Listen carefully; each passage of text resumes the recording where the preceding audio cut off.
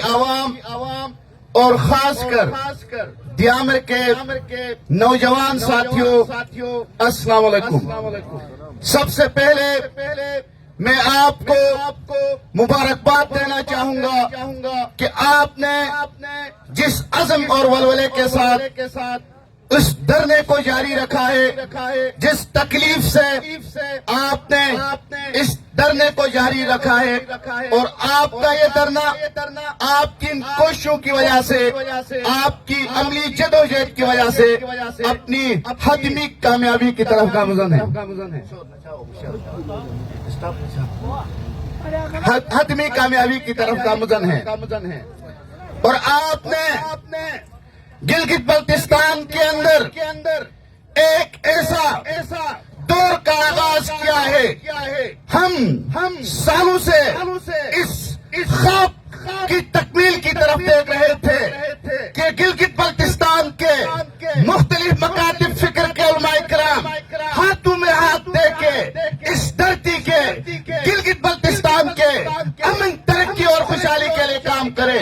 کل وہ خواب پائے تکمیل تک پہنچا۔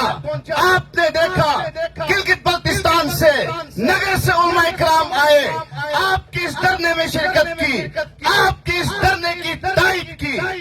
آپ نے دیکھا بلتستان سے میسم کاظم صاحب اپوزیشن لیڈر یہاں پہ آئے، اس نے اپنے جذبات کا اظہار کیا۔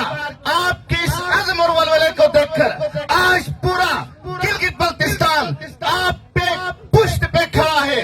آج پورا گلگت بلتستان آپ کی تکلیف کو اپنی تکلیف سمجھتا ہے۔ آج پورا گلگت بلتستان آپ کے حقوق کو اپنے حقوق سمجھتے ہیں۔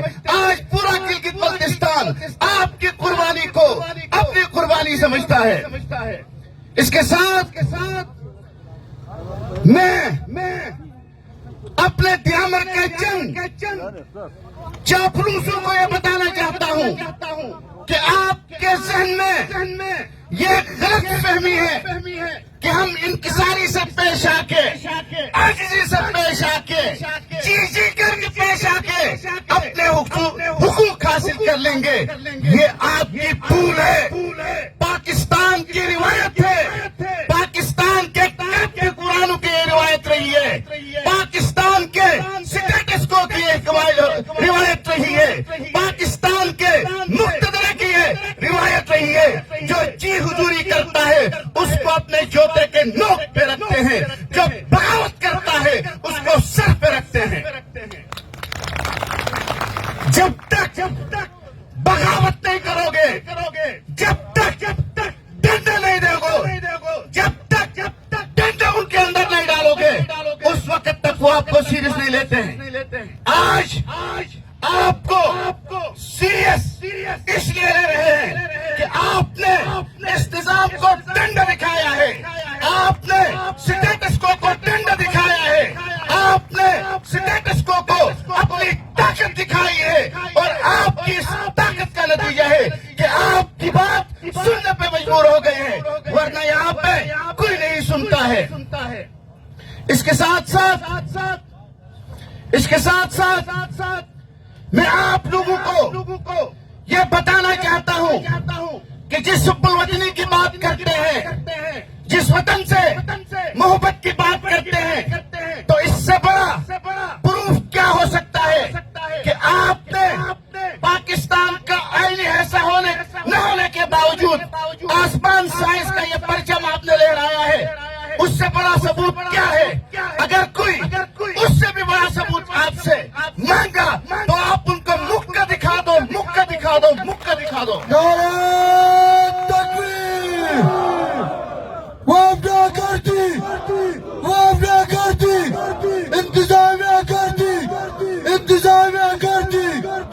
بس اپنے بھائیوں کو یہ بتانا چاہتا ہوں کہ اور بھی زیادہ وفاداری کا ثبوت دینا چاہتے ہیں تو اس کپڑے کا لباس بنا کر اپنے گھروں میں خود بھی پہنے، اپنے بچوں کو پہنائیں۔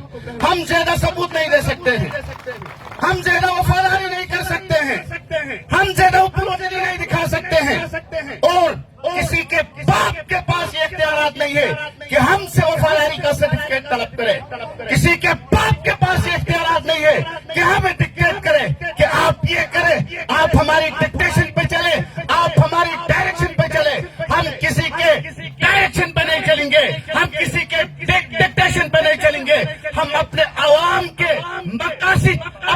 عوام کے مفادات کے مطابق چلیں گے.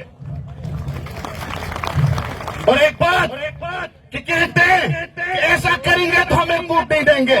حقوق ان کے باپ بھی دینا پڑے گا, حقوق ان کے باپ بھی دینا پڑے گا.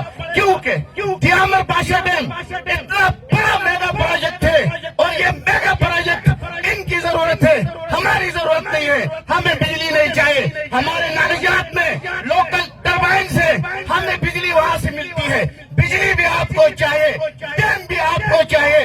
اگر آپ کو ڈیم چاہیے, اگر آپ کو بجلی چاہیے, اگر آپ کو مضبوط, مستحکم اور روشن پاکستان چاہیے, تو عوام کے 31 پوائنٹس جو چارٹر آف ڈیمانڈ کی شکل میں موجود ہے, اس ڈیمانڈ کو حل کر کے یہاں عوام کے پاس آ کے ان سے معذرت کر کے اور پھر ڈیم کا کام شروع کرے. اور آپ کہتے ہیں کہ یہ کالا باغ ڈیم, اربوں کی مشینری خراب ہو گئی کالا باغ ڈیم میں, کیونکہ پختونوں کو ولی خان جیسا لیڈر بنا تھا, اور ولی خان نے پارلیمنٹ کے اندر خطاب کر کے کہا تھا اگر پختونوں کے مرضی کے بغیر, اگر بلوچوں کے مرضی کے بغیر, اگر سندھیوں کے مرضی کے بغیر کالا باغ ڈیم بن گیا تو میں خود بم باندھ کے اس کو اڑاؤں گا. کہا تھا اس نے, یہ بھی کہا تھا کہ میں پنجابیوں کو نہانے کے لیے پختونوں کو دبانا نہیں دیں گے. ہمارے خود ساختہ ایجنسیوں کے چمچے ہمیں آ کے کی درس دیتے ہیں, ہمیں چاپلوسی کی درس دیتے ہیں. لیڈ کرے اس قوم کو, آپ اس قوم کے مجرم ہیں. لیکن مجھے خوشی اس بات کی ہے کہ آج قوم کے اندر اچھے اور برے میں تمیز کرنے کا شعور پیدا ہوا ہے. آج اس قوم کے اندر اچھائی اور برائی کے اندر تمیز پیدا ہوا ہے. کون اچھا ہے, کون برا ہے, کون اس قوم کے حق میں, کون اس قوم کے ساتھ غداری کرتا ہے. تو انہی خیالات کے ساتھ مولانا عبد المالک صاحب یہاں پہ بیٹھے, وہ اپنے جذباتی اپنے خیالات کا اظہار کریں گے, اور انشاءاللہ تعالی جب تک ہمارے مطالبات حل نہیں ہوں گے اس دفعہ ہم یہاں سے کہیں نہیں جانے والے ہیں.